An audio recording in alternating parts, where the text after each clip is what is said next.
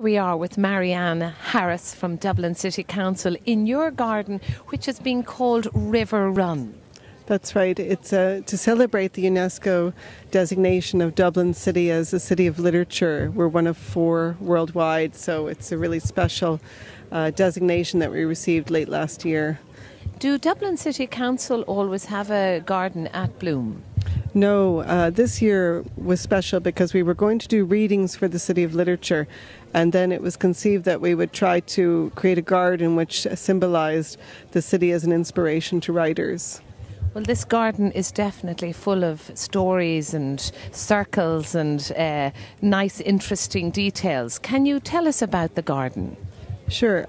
In the city's landscape, one of the key elements which inspires many generations of writers is the Liffey. So we came up with the idea of symbolising the River Liffey. So it starts in a more natural area there, which is more the source area of the river, and then it comes into this urban pool. And then, because we only had 5 by 7 meters, we decided we'd symbolise the river, and I wanted to kind of pick a piece of sculpture to do that. So this is by Leo Higgins. He's based in Dublin, and it's called River Run. And I wanted to include text in the garden, and Leo had this inspiration from the line in Finnegan's Wake, which Finnegan's Wake, the first word of it is in fact River Run. And he took the first and last line of Finnegan's Wake, which Joyce starts the book mid-sentence and he ends it mid-sentence with the word the. So the book goes around continuously in cycles, it never ends. And to me, that sort of worked very well with the themes of the garden, as the city is a never-ending source of inspiration, and the river as well. Which is a lovely message in today's economy in Ireland, that life goes in cycles. Yeah, and you know, so many people at the show seem to know bits of this text. They know it's by Joyce. They recognise, what I wanted was to recognise the elements of the garden as being uniquely Dublin, and so many people are very positive to hear we have the City of Literature designation and that we should celebrate it. That's fantastic. Now, can you explain all the various pieces that you have around here? I mean, you've a lovely walkway here, you've got lovely seating areas. What's this all about? Well, just like when you're telling a story, when you're moving through a garden, it's like a journey or a narrative. And if it makes a good story, or what makes a good garden is something that you might remember later on, and the sort of twists and turns as well in the story and in the garden. So there's kind of, you don't quite know where the water's coming and going, and you know, you have to kind of cross over it as part of your journey, and then you sort of think you know it's the river, and then you get the sculpture coming out, which is kind of an abstract version of the river. And then the text is on salvaged stone. All of the stone would have been stored by the Parks Department over the last 30 years. And they used to actually dispose of some of that. Those are cobbles from the streets. And the granite is from various old buildings and where people were taking things away. And we'd get emails sort of during the Celtic Tiger from architects saying, would you like some granite windowsills and that sort of thing, or a few steps, you know. So I went out to our mountain of stone and I hand selected the stone that I wanted. And the tiles we're standing on are from the former Guinness mansion at St. Anne's. And we've been storing them for all these years. Isn't that fantastic? And what about the steps here that go all the way, or the pathway that goes all the way around to the water? Yeah, that's really just to link you to this storytelling area. And during the show, we've had writers and actors coming here reciting poetry and works, including works by Joyce. And we wanted to create a storytelling area, and we have the storytelling tree here. And the idea is that you would sit under the tree to exchange stories, or to maybe compose something. And that goes back to the idea that in Ireland we had this ancient tradition of storytelling, and it actually predates literature. So it's to kind of bring that full circle. Again. Now I'm going to pass Susan over to you to pick out some very interesting plants that you have here in your garden. Sure.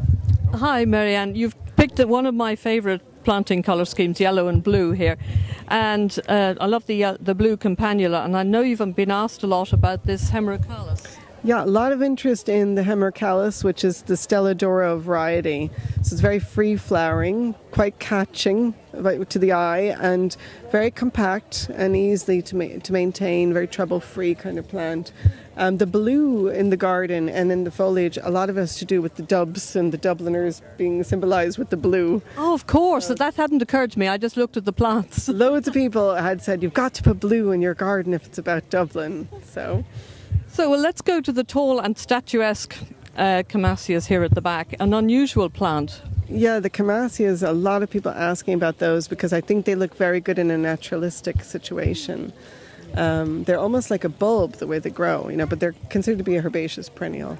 And difficult to grow or fairly trouble-free? Pretty trouble-free. I think just we had the handling of them was the trickiest bit because they can be quite fragile because they're tall and their rooting is more of a bulb. Yeah. So difficult to put in a show garden as a sort of piece. Enough, yeah. And the other thing that caught my eye is this beautiful tree here with the lovely fissured bark. So maybe you tell me a bit about that. That is a cork oak, Quercus suber. And a lot of people are thinking it's an olive tree. And it is quite Mediterranean with these types of leaves. They're well adapted. But they are grown in plantations throughout Spain and Portugal for generations by families who harvest the bark for the making of cork stoppers for wine bottles. And but they do survive in our climate. In fact, this tree was overwintered in County Kildare in the nursery through the winter we had here, so it withstood quite cold temperatures and snowfall and everything. So well, that's amazing, because I know these as a habitat for wildlife in Spain and Portugal. These cork oak forests are very important.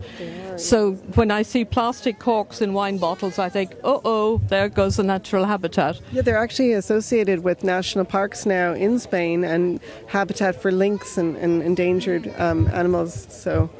And plenty of birds, I think, as well. Absolutely, so yeah. keep buying your wine with corks, please. Yes. But this is super planting. I'm really enjoying it. Thank you. Well, all of the planting, this garden is going to go permanently to the grounds of Phibsborough Library. In fact, that was just decided in the last few weeks. And so the planting is with the idea that in the long term it can be maintained by our Parks Department and will have interest through the year, not just in June. So, the hedge is a beech hedge, and that will go bronze in the autumn and winter, which we think will complement the sculpture rather well with the bronze elements in that. Well, I think that's brilliant to hear that the planting is going to continue, because so often a show garden is just that little snapshot in time, but that's absolutely super to know we can continue to enjoy it. Well, that is absolutely fantastic, Marianne Harris from Dublin City Council with your lovely garden, River Run. Thank you for talking to us at gardenville.tv this afternoon.